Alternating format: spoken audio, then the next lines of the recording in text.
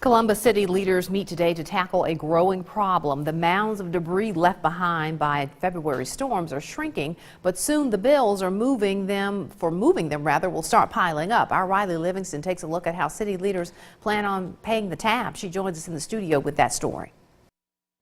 Andre, when a storm hits, the resulting cleanup comes with a cost. Covering that cost can be more than some city budgets can handle. That's why Columbus leaders are looking for some extra help. Storm debris is on its way out, but bills are on the way in for the city of Columbus. And before those notes start to pile up, city leaders want to have a plan in place. They're going to borrow up to $5 million to pay for the contractors and the other expenses the city incurred as a result of the February tornado and the flooding that occurred at the same time. At the moment, Columbus doesn't have the cash on hand to cover the tab.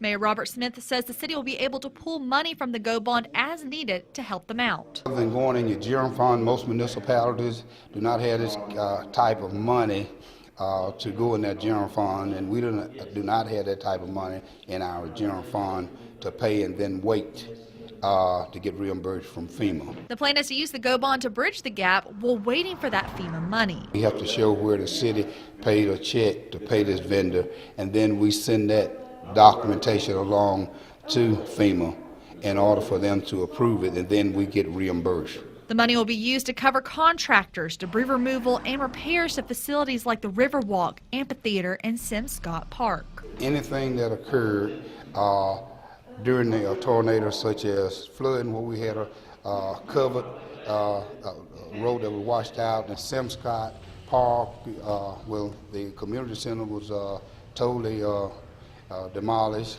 so that's a replacement there. The utility poles there on the baseball fields will have to be replaced. Anything of that magnitude that will damage the cost of the tornado.